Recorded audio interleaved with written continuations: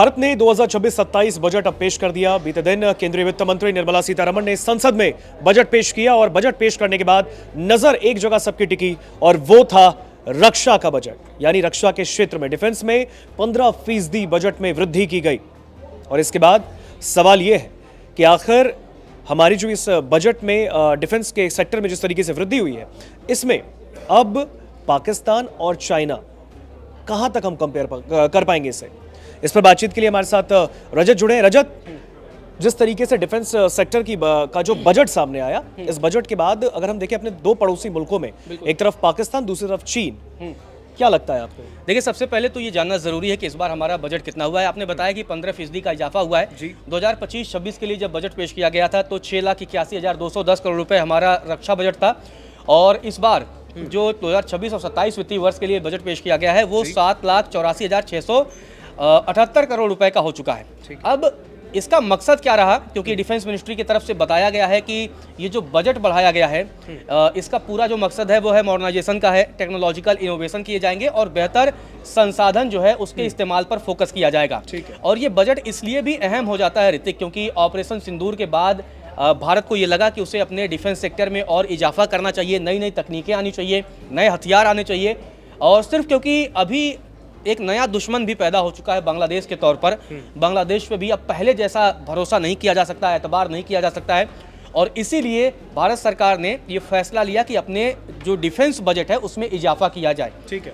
अब जो आपने सवाल पूछा कि पाकिस्तान और चीन की तुलना में हम कहाँ हैं, तो अगर हम बात करें, जब बीते साल ऑपरेशन सिंदूर मई के महीने में हुआ था, उसके बाद से जून में पाकिस्तान ने अपने बजट में 20.2% की बढ़ोतरी की थी। ठीक है। और तब पाकिस्तान का रक्षा बजट पहले ऑपरेशन सिंदूर के पहले 2122 अरब पाकिस्तानी रुपए से बढ़ाकर उसे 2550 अरब रुपए कर दिया गया था।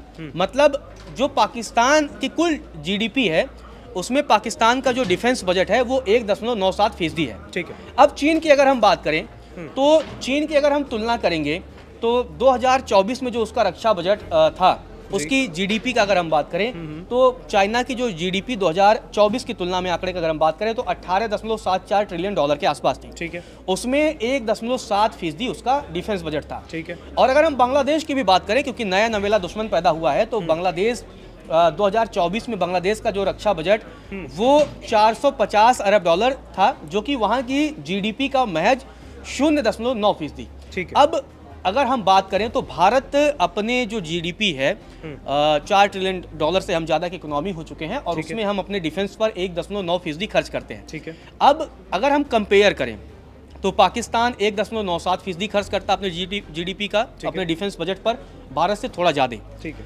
अपने जीडीपी के हिसाब से। लेकिन पैसों की अगर हम बात करेंगे तो पाकिस्तान बहुत कम खर्च करता है अगर हम भारत की तुलना में जाएंगे। लेकिन चीन की अगर हम बात करेंगे, चीन भले ही 1.7% खर्च करता है, लेकिन उसकी जो इकोनॉमी रही है 2024 के जो आंकड़े हैं 18.74 ट्रिलियन, तो भारत की तुलना में बहुत ज़्यादा हो जाता है।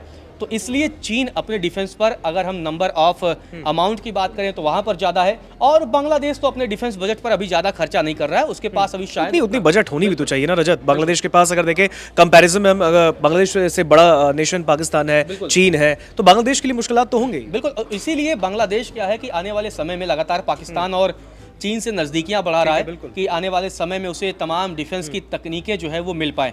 तो अब एक और बड़ा सवाल ऋतिक यहाँ पर ये आता है कि आखिर भारत ने जो बजट बढ़ाया है, तो क्या जितना बजट दिया गया है उसके बाद से जो हमारी सेना है वो कितनी मॉडिफाई हो पाएगी, कितना और अत्याधुनिक हो पाएगी, हमारी सेना को कितना बल मिलेगा।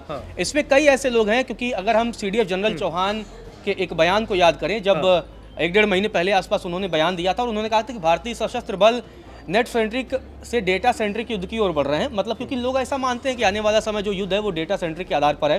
ठीक है। और भविष्य की सुरक्षा जो चुनौतियां हैं उससे निपटने पर उन्होंने बल दिया था। और क्योंकि आने वाले समय में हमें एडवांस सेंसर विकसित करने होंगे, अपने अगर हम बात करें हथियारों में एआई टेक्नोलॉजी का भी इस्तेमाल करना होगा, क्योंकि वो भी बहुत अहम किरदार निभाए गए। हालांकि इसके अलावा अगर हम बात करें तो मेड इन इंडिया के तहत, चाहे हम तेजस बनाने की बात हो, चाहे ब्रह्मोस मिसाइल बनाने की बात हो, आकाश मिसाइल बनाने की बात हो, तो ये सारी चीज़ें हैं। और क्योंकि हम दुनिया के कई ऐसे देश हैं जिनसे हम कई अपनी रक्षा तकनीकें खरीदते हैं, चाहे वो S-400 खरीदने की बात हो, तो ये सारी चीज़ें हैं। और एक जो जानकारी इसमें ये भी है कि जर्मनी के साथ जो 6 पनडुब्बियां हैं वो 10 अरब डॉलर का उसको लेकर करार है। और इसके अलावा आने वाले समय में 114 लड़ाकू विमान भी भारत के में खरीदे जा सकते हैं। तो ये सारी चीज़ें हैं। ठीक है। तो इसको लेकर के आने वाले समय में हम देखेंगे कि किस तरीके से भारत और अपने सशक्त होगा, अपना जो डिफेंस सेक्टर है उसको और मजबूत करेगा। क्योंकि पिछली बार की तुलना में लगभग 15.27% इस बार बजट बढ़ाया गया है। और आने वाले समय में भारत को और हेलीकॉप्टर खरीदने हैं, लड़ाकू विमान खरीदने हैं, पनडुब्बियां खरीदनी है, ड्रोन खरीदने हैं। और साइबर वॉरफेयर की भी अहमियत मौजूदा टाइम पे बढ़ गया, तो ऐसे में उसे भी मजबूत करना होगा। और इसी बीच आपको ये भी जानकारी दे दें कि भारतीय वायुसेना जो है 42 फाइटर स्क्वाड्रन की मंजूरी पहले से ही है। तो ये आने वाले समय में इन सारी चीज़ों को खरीदा जाएगा और ये देखना दिलचस्प होगा कि किस तरीके से इस बार के बजट से और कितना नया तकनीकी तौर पर भारत डिफेंस के सेक्टर में कितना मजबूत हो पाएगा। बिल्कुल, देखिए, और जिस तरीके से डिफेंस का बजट आपने देखा, इसमें जैसा कि रजत ने बताया है 15.2% की एक बहुत बड़ी वृद्धि कह सकते हैं इसे डिफेंस के सेक्टर में। अब देखना होगा कि जो बजट रखा गया है डिफेंस के सेक्टर में उससे धरातल पर किस तरीके से पूरा उतारा जाएगा और उससे हमारी सेना, भारतीय सेना कितनी मजबूत हो पाएगी।